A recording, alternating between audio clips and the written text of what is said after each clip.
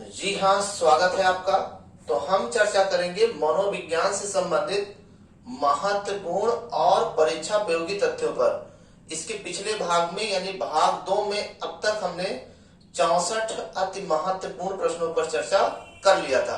अगर वो वीडियो आपने मिस किया है तो वो प्लेलिस्ट में जा करके देख सकते हैं। आइए चर्चा करें।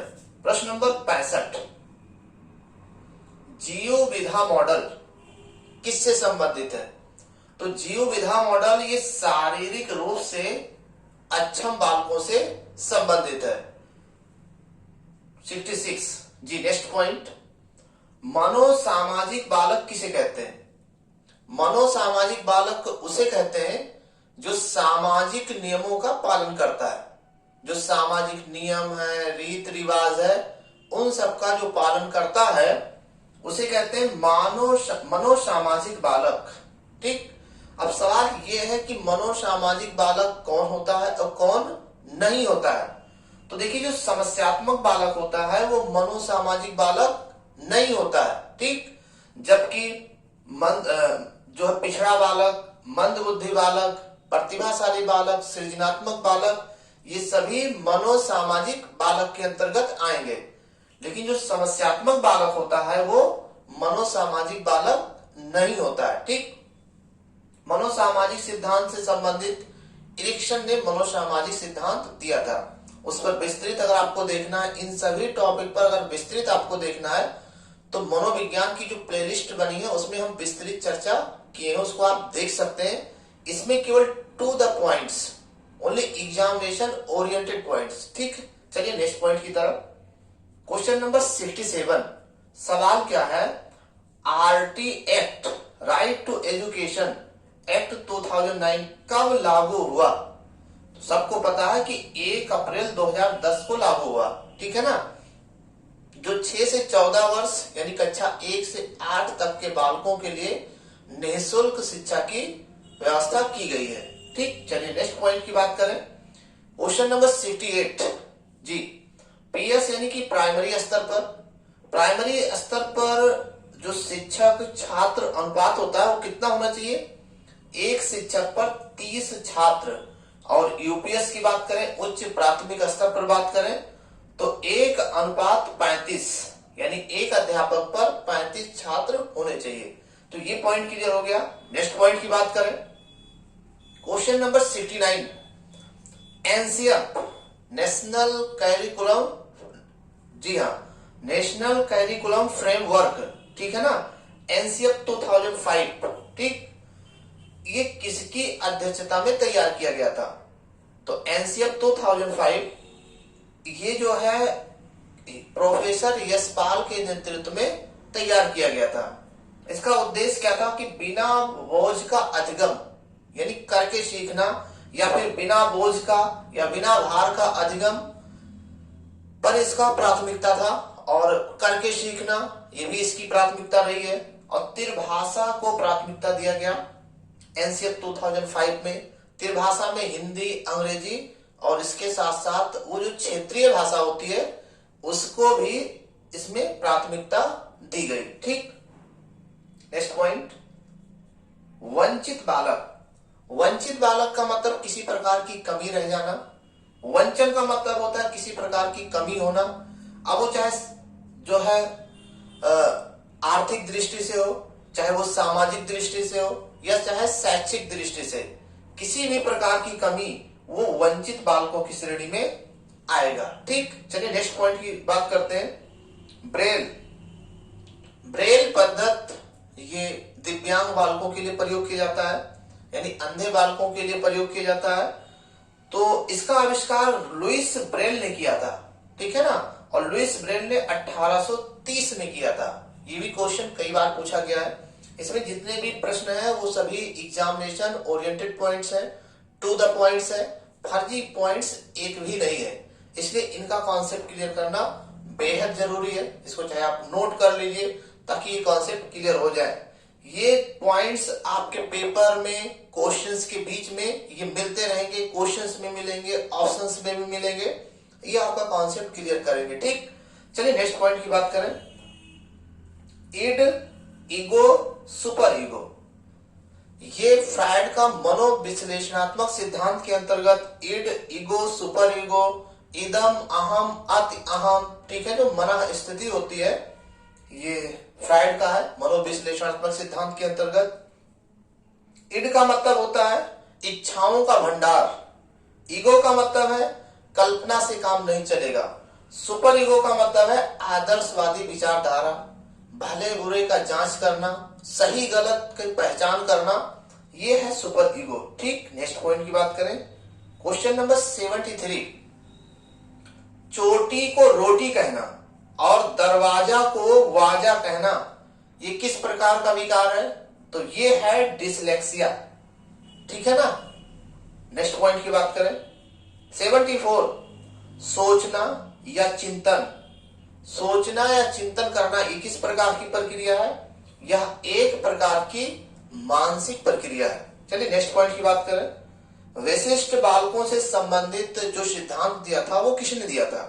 तो वो दिया था हेवार्ड और ओरलेंस्की, ठीक है ना।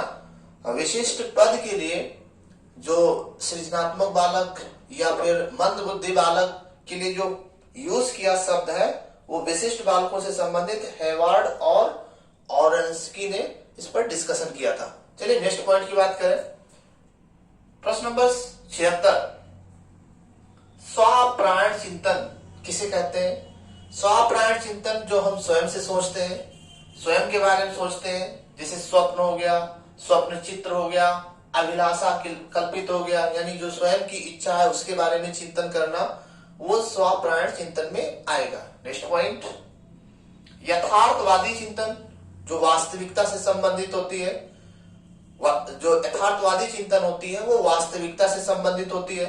और यथार्थवादी जो चिंतन होती है वो 3 प्रकार की होती है, एक होती है अपसारी चिंतन, एक होती है अभिसारी चिंतन और एक होता है आलोचनात्मक चिंतन।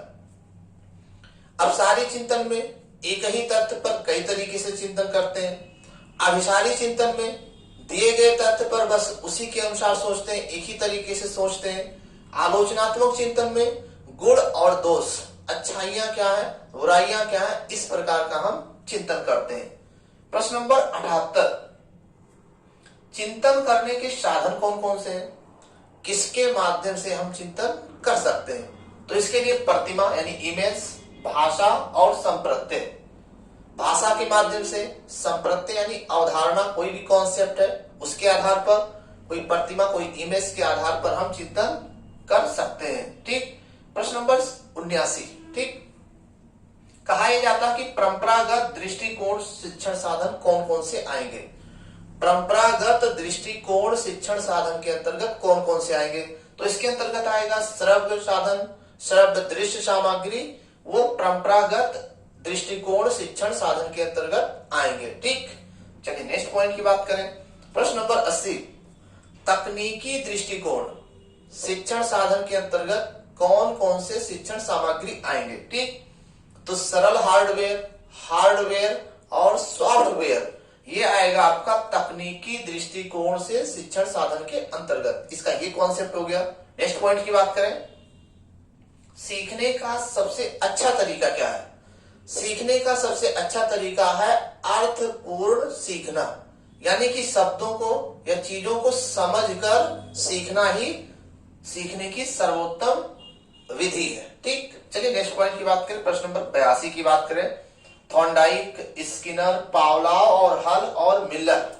ठीक है, थॉर्नडाइक, स्किनर, पावलोव, हल और मिलर, इनसे संबंधित अगर विस्तृत आपको जानकारी करनी तो प्लेलिस्ट में इन सभी पर विस्तृत वीडियो बनी हुई है। इसमें हम केवल एग्जामिनेशन और टू द पॉइंट पर हम चर्चा कर रहे हैं। और भी अगर आप कम से कम में ज्यादा से ज्यादा सीखना चाहते हैं तो ये बुक्स है, कई किताबों का अध्ययन करके इसमें हैंड रिटन में मैंने लिखा है, तो इन चीजों को आप पढ़ सकते हैं टू द पॉइंट।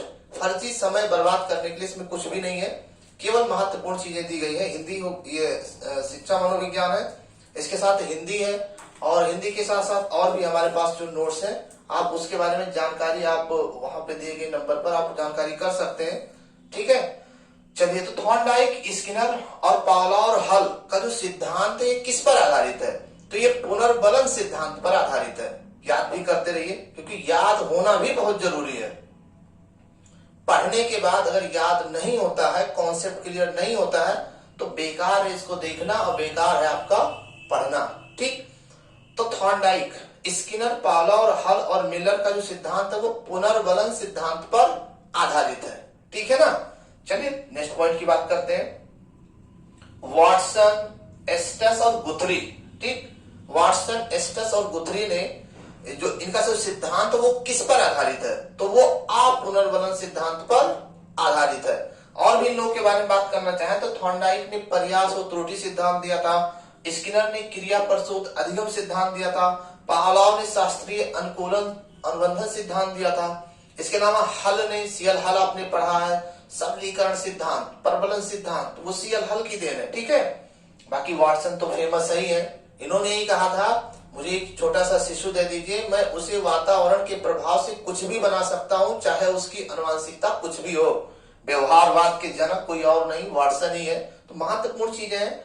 एडविन गुथरी, समीपता का सिद्धांत दिया था इन्होंने। ठीक, तो वाटसन, एस्टस और गुथरी, इनका जो सिद्धांत है वो अपुनर्बलन पर आधारित सिद्धांत है। ठीक, चलिए कॉन्सेप्ट क्लियर करते रहिए। प्रश्न नंबर 84 है, थॉर्नडाइक, स्किनर, पावलोव, सीएल हल, मिलर, वाटसन, गुथरी और एस्टस, इन सभी के सिद्धांत किस पर आधारित है, तो इन सभी के सिद्धांत उद्दीपन अनुक्रिया सिद्धांत पर आधारित है। उद्दीपन जो आपका लक्ष्य हो गया, अनुक्रिया जो आप कर रहे हैं। ठीक, चलिए प्रश्न नंबर 85 देखिएगा। उद्दीपन अनुक्रिया सिद्धांत को और क्या कहते हैं, तो उद्दीपन अनुक्रिया सिद्धांत को प्रभावक सिद्धांत भी कहते हैं। मेन पॉइंट्स, एग्जामिनेशन पॉइंट्स बहुत ज्यादा नहीं पढ़ना है, थोड़ा पढ़ना है, लेकिन एग्जामिनेशन ओरिएंटेड पढ़ना है। फर्जी चीजें पढ़ करके अपना खोपड़ा मत खराब करिए। ये दिमाग है, ये आपका डस्टबिन नहीं है। महत्वपूर्ण चीजें ही दिमाग में रखिए। महत्वपूर्ण चीजें दिमाग में रखने से ही सिलेक्शन होगा। फर्जी चीजें पढ़ने से, फर्जी मेहनत करने से कोई मतलब नहीं है। ठीक, चलिए नेक्स्ट पॉइंट की बात करें। प्रश्न नंबर 86, वर्दाइमर, कोफका, पियाजे और टॉलमैन। ठीक है ना, इनका जो सिद्धांत है ये किस सिद्धांत पर आधारित है। वर्दाइमर, कोफका, पियाजे और टॉलमैन ने जो सिद्धांत दिया है वो किससे संबंधित सिद्धांत, तो इनका सिद्धांत क्लासिकी संज्ञानात्मक सिद्धांत पर आधारित है। ठीक है, तो ये कॉन्सेप्ट क्लियर हो गया। इसको अपने दिमाग में बैठाइए, पढ़ के छोड़िए नहीं। पढ़ के छोड़ने वाला समय नहीं है। या तो पढ़िए नहीं, या तो जो पढ़िए तो उसको दिमाग में बैठाइए। ठीक है, जब आप पढ़ रहे हैं उसको दिमाग में रखना ही नहीं तो फिर पढ़ क्यों रहे हैं, सवाल ये भी तो है। और फिर पढ़ रहे हैं तो उसको दिमाग में रखिए, इग्नोर मत करिए।